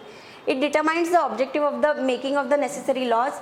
It enables the creation of political offices and the government. It defines and limits the power of the government. It secures social justice, social equality and social security. यातलं कुठलंही wrong आहे का नाही आहे, but C is the most appropriate answer. आणि limits the power of the government याच्यावर याआधी हा जे सेम वर्डिंग आहे, limits the power of the government, arbitrary power limit करणे, ह्या सगळेवर आधी पण क्वेश्चन झाले. त्यामध्ये आधीचे क्वेश्चन वाचले असते तर हा सहजपणे आला असता. याच्यामध्ये objective of the making of the necessary laws, yes definitely. Enables the creation of political offices and government, yes definitely. Constitution ते पण काम करते. पण यांनी स्टेटमेंटमध्ये काय विचारलं आहे, best reflects. So best reflects काय की गव्हर्नमेंटला अनलिमिटेड पॉवर द्यायची नाही आहे, त्याच्यासाठी यांनी हे दिलं. कारण राजेशाहीमध्ये काय होतं, अनलिमिटेड पॉवर होत्या, कोणाचाच धरबंध नव्हता. कॉन्स्टिट्यूशनल गव्हर्नमेंट का आणलेली आहे, कारण की जो पण राज्य करताय त्याच्यावर लिमिट्स असल्या पाहिजे, त्यासाठी हे आहे. सो ही एक बेसिक कन्सेप्ट आहे कॉन्स्टिट्यूशनची. कॉन्स्टिट्यूशनलिझम काय आहे, कॉन्स्टिट्यूशन काय आहे, याबद्दलच्या ज्या बेसिक अंडरस्टँडिंग असेल तर हे कर. आणि PYQ पण जर का याच्या आधी सोडवले तरी पण असे आन्सर्स येतात. लिमिटेड गव्हर्नमेंट, लिमिट, हे जे असे वर्डिंग्स वाचल्या कळते की अच्छा याच्या अराउंड हा क्वेश्चन आहे. 34 नंबरचा क्वेश्चन त्यांनी डिलीटच केला आहे. पण परत इथे थीम आहे कॉन्स्टिट्यूशनल अमेंडमेंट्स. याच्या आधी 2024च्या पेपरमध्ये पण पाहिलं होतं, पण त्यांनी अमेंडमेंट्सवर क्वेश्चन टाकलं होतं. त्यामुळे अमेंडमेंट आता याचे first amendment, 42nd amendment, 44th amendment, 86th amendment, ह्या अमेंडमेंट्स कशाशी रिलेटेड आहे, त्याच्यामध्ये काय दिलेलं आहे, याचं एक बेसिक अंडरस्टँडिंग घेऊन ठेवायचं, आपल्या नोट्समध्ये ॲड करायचं. जेव्हा पण रिव्हिजन करतात तेव्हा या गोष्टींवर अतिशय फोकस करायचा. 35 नंबरचा question. Consider the following organisations bodies in India. The national Commission for backward classes, the national commission, a National Human Rights Commission, the National Law Commission, the National Consumer Disputes Redressal Commission, how many of the above are constitutional bodies. परत त्यांनी long form दिलेले आहेत, short form दिलेले नाही आहे. लगेच short form आपण लिहून टाकायचे, NCVC, NHRC, वॉटेवर जे काही आहे ते. तर आपल्याला माहिती आहे याच्यामधला हा पण एक नॉलेज बेस्ड क्वेश्चन आहे, याच्यामध्ये फार डिस्कस करण्यासारखं नाही आहे. फक्त हे आहे की त्यांनी लॉंग फॉर्म दिलेले आहेत, त्यामुळे लॉंग फॉर्मवर नेहमी लक्ष ठेवायचं. याचा आन्सर ए आहे. ही body National Human Rights Commission नाही आहे, स्टॅच्युटरी बॉडी आहे. नॅशनल लॉ कमिशन नाही, National Commission for Dispute Redressal नाही. Only one knowledge based question, basic लक्ष्मीकांतच्या सोर्समधलं क्वेश्चन आहे. पुढचं 36, consider the following statements. If the election of President of India is declared void by the Supreme Court of India, all acts done by him or her in the performance of duties of his or her office of president before the date of decision becomes invalid. Same statement लक्ष्मीकांतमध्ये दिलेलं आहे, wrong आहे, invalid होत नाहीत ते. Election for the post of the President of India can be postponed on the ground that some legislative assemblies have been dissolved and elections are yet to take place. Cannot. When a bill is presented to the President of India, the Constitution prescribes time limit within which he or she has to declare his or her assent. नाही, हे तिन्ही प्रेसिडेंटच्या चॅप्टरमधले, लक्ष्मीकांतच्या प्रेसिडेंटच्या चॅप्टरमधले हे तिन्ही statement जसेच्या तसे त्यांनी कांटला can बस एवढा एक बेसिक चेंज करून त्यांनी दिलेलं आहे. त्यामुळे परत सांगते, बेसिक सोर्सवर हा क्वेश्चन आहे, याचं none. 37, with reference to finance bill and money bill in the Indian Parliament, consider the following statements. आता 2020 यांनी फायनान्स बिल आणि मनी बिलवर क्वेश्चन विचारलं आहे. त्यावेळेला जर का आपण 2023च्या पेपरमधला आहे, 2024चा जो 68 नंबरचा क्वेश्चन आहे त्याच्यामध्ये आर्टिकल 109 बद्दल आणि मनी बिलबद्दल त्यांनी डिरेक्ट क्वेश्चन टाकला आहे. 2023चा पेपर जर का आपण शांतपणे पाहिला असता, या गोष्टींवर जास्त भर दिला असता, तर हा जो जिथे बऱ्याच लोकांचं चुकलं आर्टिकल 109, ते आपलं चुकलं नसतं. आणि इथे पण आता बऱ्याच लोकांचं कन्फ्युजन झालं की फायनान्स बिल आहे का फायनान्शियल बिल आहे. त्यांनी स्पेसिफिकली फायनान्स बिलच म्हणलेलं आहे, फायनान्शियल बिल हे म्हटलेलं नाही. त्याच्यामुळे आपल्या मताने काहीतरी विचार करून क्वेश्चन सोडवायचे नाहीत. त्यामुळे सरासर हा पण एक नॉलेज बेस्ड क्वेश्चन आहे. when the Lok Sabha transmit finance bill to the Rajya Sabha, it can amend or reject the bill. When the Lok Sabha transmits money bill to the Rajya Sabha, it cannot amend or reject the bill, it can only make recommendations. True. In the case of disagreement between the Lok Sabha and the Rajya Sabha, there is no joint sitting for money bill, but a joint sitting becomes necessary for finance bill. याचा answer काय? आता हे लक्ष्मीकांतमध्ये definitely हे सगळेच्या सगळे statements दिलेले आहेत. Finance bill, financial bill मी इथे सांगून किती पण पारायण केलं तरी कळणार नाही, त्यामुळे मी याचा आन्सर पण सांगणार नाही. आणि तुम्ही हे जाऊन लक्ष्मीकांतमध्ये पर्टिक्युलर चॅप्टर, पार्लमेंटचा जो चॅप्टर आहे, जुन्या एडिशनमध्ये 27 नंबरचा चॅप्टर होता, आता जो असेल तो, त्याच्यामध्ये हे बघा काय आहेत आणि त्याच्या बेसिक गोष्टी आहेत त्या वाचा आणि याचा आन्सर काढा. कारण अप्रोच वारंवार सांगते, अप्रोचवर फोकस करायचं आहे, नॉलेजवर तुमच्याकडे आहे, माझ्याकडे आहे. 38, consider the following statements. Once the central government notifies an area as a community reserve, the chief wildlife warden of the state becomes the governing authority of such forest. Hunting is not allowed in such area. People of such area are allowed to collect non-timber forest produce. People of such areas are allowed traditional agricultural practices. How many of the above statements are correct? आता WPA जो आहे हा पण UPSCची एक favourite team आहे, wildlife protection act, त्याच्यावर बरेच question झालेले आहेत. त्याच्यामधल्या बॉडीज कुठल्या आहे, काय आहे, कुठल्या ॲक्टच्या अंडर कुठल्या बॉडीज आलेल्या आहेत, याच्यावर पण आपल्याला फोकस करायचा आहे. सो याचा आन्सर आहे hunting is not allowed in such areas. Yes, definitely. People of such areas are allowed to collect non timber forest produce. Yes. Area are allowed to traditional agriculture practices. नाही. The chief wildlife warden of the state becomes governing authority. नाही. तिथे एक body बनवल्या जाते, त्या बॉडीचा जो head असतो तो गव्हर्निंग अथॉरिटी असतो, चीफ वाईल्डलाईफ वॉर्डन नाही. सो ओनली 2 आन्सर आहे. नॉलेज बेस्ड क्वेश्चन आहे, कुठलेही लॉजिक ट्रिप्स लावायच्या नाहीत. आता हे जे माझ्याकडे मी कशा नोट्स बनवल्या त्या WPA, Forest Rights Act, EPA Act, याच्या अंडर कुठल्या कुठल्या बॉडीज आहेत किंवा कुठल्या कुठल्या गोष्टी बनलेल्या आहेत, हा एक एवढा जरी वाचला आणि याच्यावर क्वेश्चन आला तर मी तो आरामात सोडवू शकली असते. सो तुम्ही पण अशा स्वतःच्या मायक्रो नोट्स बनवायच्या, म्हणजेच जे मी म्हणते की 20, 25, 30, 40 वेळेला रिव्हिजन झाली पाहिजे, अशा नोट्समधून होईल. अख्खेच्या अख्खे पुस्तकं तोंडासमोर पाहिल्यावर एक दिवसात एक पुस्तक पण होणार नाही. With reference to scheduled areas in India, consider the following statement. Scheduled area, scheduled tribes, UPSCची फेवरेट थीम. परत repeat. Within a state, the notification of an area as scheduled area takes place through an order of the president. The largest administrative unit forming the scheduled area is the district, and the lowest is the cluster of villages in the block. The chief minister of the concerned states are required to submit annual reports to the Union Home Ministry on the administration of scheduled areas in the states. How many of the above statements are correct? परत मी मागे सांगितलं होतं की ते जे chief minister किंवा governor president यांच्या शब्दांमध्ये खेळ करतात. इथे यांनी चीफ मिनिस्टरला गव्हर्नरला चीफ मिनिस्टरने रिप्लेस केलं आहे, प्रेसिडेंटला होम मिनिस्टरने, त्यामुळे हे स्टेटमेंट रॉंग आहे. Within a state notification of an area schedule area कोण करतं? प्रेसिडेंटच करतं. सो हे जे वर्ड आहे याच्यावर लक्ष ठेवायचं आहे. आणि इथे प्रेसिडेंट राईट दिलेलं आहे, पण इथे लगेच त्यांनी चेंज केलं आहे प्रेसिडेंट आणि गव्हर्नरबद्दल. द लार्जेस्ट ॲडमिनिस्ट्रेटिव्ह युनिट काय आहे? ब्लॉक, म्हणजे वॉटएव्हर. हे स्टेटमेंट राईट आहे, हे रॉंग आहे. ओनली टू आन्सर आहे. हा पण नॉलेज बेस्ड क्वेश्चन आहे. 2024चा क्वेश्चन नंबर 18चा रेफरन्स घ्याल, त्याच्यामध्ये सेम थीम रिपीटेड आहे.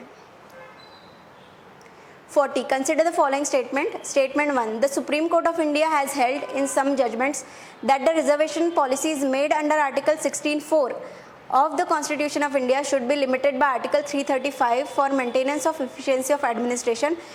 Statement 2. Article 335 of the Constitution of India defines the term efficiency of administration. So याच्यामध्ये ना मी defines the term याच्यावर जास्त फोकस करते आहे. हा पण एक नॉलेज बेस्ड क्वेश्चन आहे. तर कॉन्स्टिट्यूशनमध्ये खूप गोष्टी डिफाईनच केलेल्या नाही आहेत, त्याच्यामुळेच सगळे जे काही टसल्स चालू असतात स्टेटमध्ये, सेंटर स्टेटमध्ये किंवा कुठल्या पण जनरल व्यक्ती आणि गव्हर्नमेंटमध्ये, कारण की बऱ्याचशा गोष्टी डिफाईन नाही आहेत. त्याच्यामुळे तो जो ग्रे एरिया त्याचा फायदा सरकार किंवा बाकीचे कोणी हे सगळं सारखं घेत आहे. त्यामुळे त्यांनी आता ही इफिशियन्सी ऑफ द ॲडमिनिस्ट्रेशन ही डेफिनेटली डिफाईन टर्म नाही आहे. हा स्टेटमेंट रॉंग झाला तर हा स्टेटमेंट डेफिनेटली राईट येतो, कारण स्टेट आन्सर्सच तसे आहे. So statement 2 is incorrect. कुठे गेलं आहे? Statement 2 is incorrect, statement 1 is right. आणि मी याच्या आधी सांगितलं होतं की जेव्हा पण आपण म्हणजे अभ्यास करतो, आता बरेच वर्ष झाले अभ्यास केला आहे ज्या लोकांनी, त्यांच्यासाठी तर हे खूपच फिजिबल आहे की जर का आर्टिकल 16बद्दल आपण वाचतोय त्याचं एक जस्ट जनरल बेअर ॲक्टमधून एकदा जस्ट क्विकली गो थ्रू करायचं. ते गेलं असतं तर कदाचित आता ह्याच्यामध्ये कदाचित ह्याचं एवढं काम नाही पडणार की 16(4) एक्झॅक्टली काय, पण एक बेसिक आयडिया आपल्या सबकॉन्शियस माइंडमध्ये फीड झाली असेल की अच्छा हे आर्टिकल मी वाचलं आहे, तर तिथे हा जो कॉन्फिडन्स आहे तो बूस्ट करतो आणि अशा टाईपचे क्वेश्चन सॉल्व्ह करायला आपल्याला मदत करतो. सो कॉन्स्टिट्यूशनमध्ये त्यांनी पूर्ण लक्ष्मीकांतमध्ये त्यांनी एकच टर्म डिफाईन केली आहे. UPSCच्या वेळेला काही कुठल्या तरी एका बॉडीमध्ये त्यांनी सांगितलं की मिसबिहेवियर जे आहे ते फक्त डिफाईन केलं आहे. बाकी सगळ्या बाबतीत लक्ष्मीकांतने दिलं आहे की म्हणजे कॉन्स्टिट्यूशनमध्ये हे डिफाईन नाही आहे, ते डिफाईन नाही आहे. फक्त ती एकच गोष्ट डिफाईन आहे. ती कुठली गोष्ट आहे ती तुम्ही चॅप्टरमध्ये काढा आणि तेवढीच एक लिहून ठेवा की ही डिफाईन आहे, बाकी कुठलंच डिफाईन नाही आहे. त्याच्यामुळे असे क्वेश्चन झाले तर ते लगेच सॉल्व्ह होतात. आणि याच्या पूर्वीही UPSCने असेच क्वेश्चन विचारले आहेत. Question number 41. In which one of the following regions was Dhanyakataka which flourished as a prominent Buddhist centre under the Mahasanghikas located. आता याचा आन्सर आहे. बेसिक मॅपिंगवर पण हे क्वेश्चन आहे आणि एन्शियंट मेडिवलचा जो अभ्यास आहे त्याच्यामध्ये हे येईल. धान्यकटका, धरणीकोटा. आता धान्यकटकाबद्दल त्यांनी इथे दिलं आहे की बुद्धिस्ट सेंटर अंडर द महासंगिकाज. तर हे सरळ एक ऑप्शनमध्ये तुम्हाला देतील जे पेअरिंगमध्ये देतात की धान्यकटका काय आहे, बुद्धिस्ट संघ आहे, अंदर महासंगिका नाही तर दुसरा कुठला तरी सेट देतील आणि ते देतील. त्यावेळेला एलिमिनेशनसाठी हे उपयोगात येणार आहे हे नॉलेज. सो या क्वेश्चनमधलं सुद्धा नॉलेज आपण घेऊन आपण लिहू शकतो आणि पुढचे आन्सर सॉल्व्ह करू शकतो. आता गंधारा काय, कलिंगा काय, मगधा काय हे बेसिकली माहिती आहे, त्याच्याबद्दल पण थोडी एक्स्ट्रा माहिती काढून ठेवायची. 42. With reference to ancient India consider the following statements. The concept of stupa is Buddhist origin. Stupa was generally a repository of relics. Stupa was a votive and commemorative structure in Buddhist tradition. How many of the statements given above are correct? Stupa ही Buddhist ओरिजिनची नाही, actually वैदिक ओरिजिनमध्ये स्तूपाबद्दल दिलेला आहे. तो basically exactly बुद्धिस्टमध्ये ज्या गोष्टीसाठी तो वापरला आहे तो त्या गोष्टीसाठी वैदिकमध्ये नसेल, पण तो ओरिजिन त्याचा बुद्धिस्टमध्ये नाही आहे. या एका नॉलेजवर हा क्वेश्चन सॉल्व्ह होतो. Stupa was generally repository of relics. Yes, that is the meaning of stupa itself. Stupa was a votive and commemorative structure in Buddhist tradition. Yes, definitely. So आता कमोमरेटिव्ह स्तूपा कुठले आहे, वोटिव्ह स्तूपा कुठले आहे याचं जे क्लासिफिकेशन एखाद्या बुकमध्ये मिळालं तर लगेच आपण लिहून ठेवायचं की बाबा इथला जो आहे म्हणजे कुठला स्तूपा कुठल्या टाईपचा आहे हे जस्ट बेसिक वोटिव्ह स्तूपा कुठले आहे, त्याच्यानंतर कमोमेरेटिव्ह स्तूपा कुठले आहे, commemorative stupa sites in India, votive stupa sites in India, एवढे जरी टाकले त्याच्यामधल्या 2-4 लिस्ट आल्या आणि बाकीचे टाईप्स ऑफ स्तूपाच्या 2-4 लिस्ट करून ठेवल्या तर ते आपल्या नॉलेजमध्ये आणि आपल्यासाठी पुढच्या पेपरच्या दृष्टीने बरोबर आहे. 43. With reference to the ancient South India, Korkai, Pumpuhar and Muchiri were well known as capital cities, ports, centers of iron and steel making, shrines and Jain Tirthankara. Ports he UPSC ची favourite theme आहे. Asian मधली पण ports जे आहे ते favourite theme आहे. याचा answer ports आहेत. सो हा माझा जो ॲटलस आहे त्याच्यामधले हे बेसिक गोष्टी आहेत. म्हणजे प्रत्येक ॲटलसमध्ये तुमच्या एन्शियंट इंडियाचे पण काही काही त्यांनी छोटे छोटे मॅप्स करून दिलेले आहे. याच्यामध्ये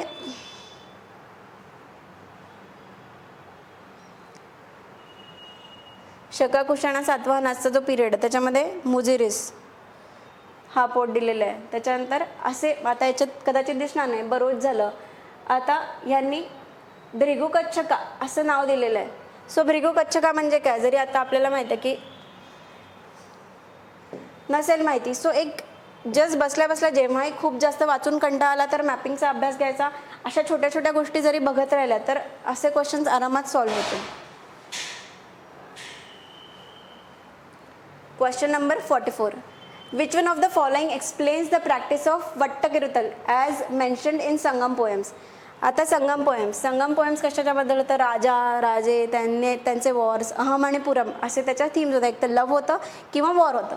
आता ही आपल्या बेसिक संगमबद्दलची माहिती आहे. हा वट्टकिरुतल वर्ड्स तेव्हा कोणाला माहिती नव्हता. तर अशा वेळेला सगळ्यांनी ते सोडून दिले का, की बाबा मला नॉलेज नाही आहे, सोडून दिलं. पण शांतपणे पाहिलं तर पहिलं काय आन्सर पहिलं ऑप्शन काय आहे, किंग्स एम्प्लॉईंग वुमन बॉडीगार्ड्स. ठीक आहे, कसं वाटतं ऐकायला किंग्स एम्प्लॉईंग वुमन बॉडीगार्ड म्हणजे काय, म्हणजे त्याच्यात काय महत्त्वाचं, त्याला ते वट्टकिरुतल का म्हणतील.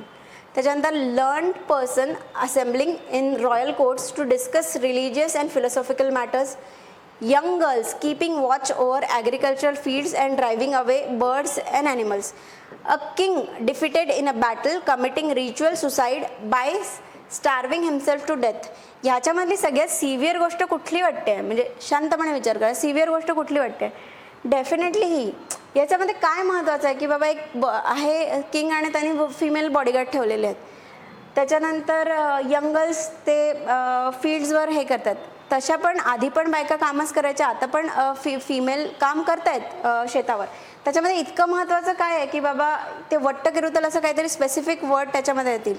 त्याच्यामध्ये ना म्हणजे खूप जास्त सबस्टन्स कशामध्ये वाटतं. एक तर संगमची थीम काय आहे, अहम आणि पुरम, लव्ह आणि वेलर. त्याच्यामध्ये वॉरशी रिलेटेड डेफिनेटली हे आहे, त्याच्यामुळे हे आन्सर आहे.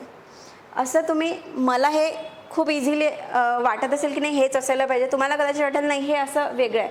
पण वारंवार जेव्हा असे क्वेश्चन्स बघाल तेव्हा तुम्हाला कळेल की कुठल्या पद्धतीने UPSC क्वेश्चन विचारते आणि आपण कुठल्या पद्धतीने आन्सर द्यायला हवेत.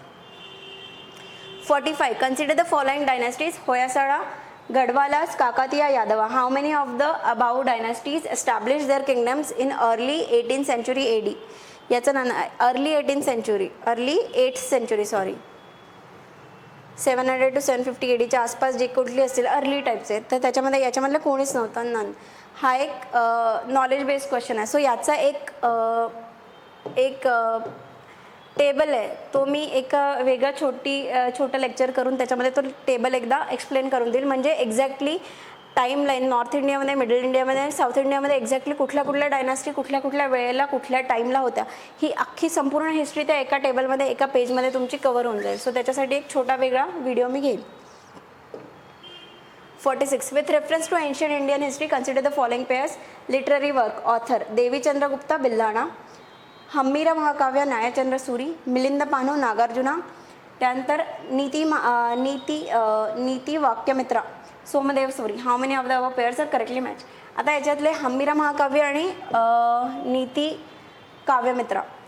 नीती वाक्यमित्रा हे कोणीच त्यावेळेला एवढं माहिती नव्हतं, पण हे बेसिक सोर्सेसमधले आहे. देवी चंद्रगुप्तम कोणी लिहिलेलं आहे, बिल्लाणाने डेफिनेटली नाही लिहिलेलं आहे. हे जरी माहिती असेल.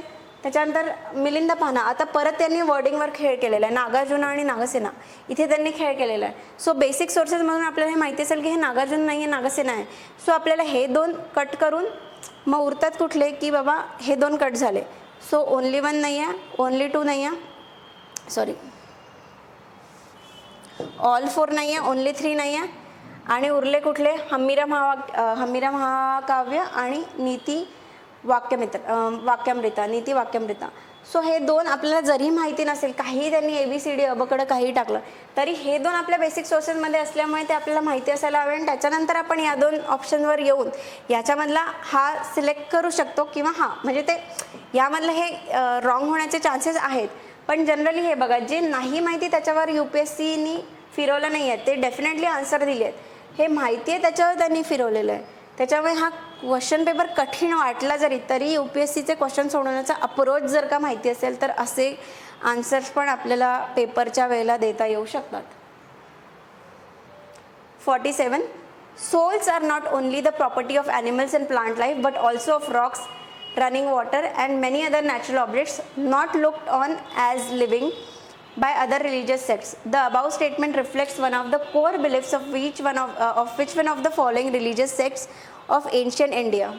याचं जैनिझमशी रिलेटेड, म्हणजे त्यांचं म्हणणं आहे की प्रत्येक गोष्टीमध्ये सोल आहे. सोल हा त्यांच्या रिलिजनचा सोल आहे. त्यामुळे सोलशी रिलेटेड जे काही गोष्टी आहेत त्या जैनिझम आहे. शैविझम, वैष्णविझम, बुद्धिझम नाही. थोडेसे बेसिक कन्सेप्ट माहिती असेल की जैनिझम कशाच्या अराउंड रिव्हॉल्व होत आहे, बुद्धिझम कशाच्या अराउंड रिव्हॉल्व होत आहे, हे माहिती असेल तर असे क्वेश्चन सॉल्व्ह करता येतात. 48. Who among the following rulers of Vijayanagara Empire constructed large dam across Tungabhadra river and a canal cum aqueduct several kilometers long from the rivers to the capital city. याचं आता हे 3 परत आपण मागच्या वेळेला पाहिलं, त्यांनी 3 खूप बेसिक लेवलचे दिले होते आणि एक जो टिटॅनियमवाला क्वेश्चन होता त्याच्यामध्ये त्यांनी टिटॅनियम एक वेगळं दिलं होतं, बाकी सगळे नोंद दिले होते.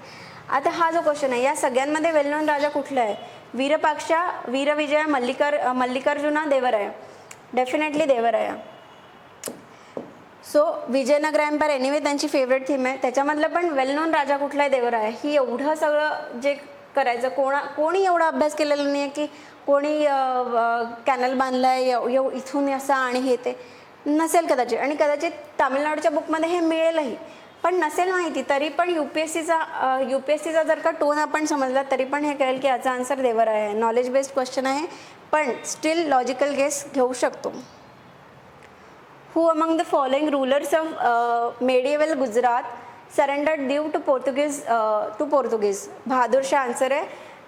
सरळ आपल्या स्पेक्ट्रममध्ये पण हे दिलेलं आहे. पहिले जे म्हणजे प्री ब्रिटिश एरामधले बरेचसे क्वेश्चन्स ते विचारतात, तर ती आजकाल UPSCवर त्याच्याबद्दल बरेच क्वेश्चन विचारतात. त्याच्यामधला हा क्वेश्चन आहे. सो बहादूर शाह.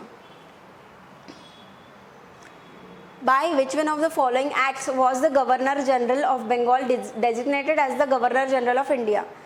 मी ॲक्ट्सचा 2024च्या क्वेश्चन पेपरमध्ये पण माझा जो एक टेबल होता, एका पेजमध्ये जो मी टेबल केला होता तो दाखवला होता. त्याच्यावरून परत या ॲक्ट्स ही अत्यंत रिपीटेड थीम आहे. त्याच्यावर प्रत्येक वर्षी 1 किंवा 2 क्वेश्चन्स आलेले आहेत. ॲक्ट ऑफ 1833 याचा आन्सर आहे. पण हा बेसिक नॉलेज बेस्ड क्वेश्चन आहे, तो तुम्ही एका पेजमध्ये सगळे ॲक्ट्स बनवले, त्याच्यावरनं हे असे क्वेश्चन तुम्हाला सॉल्व्ह करता येतील.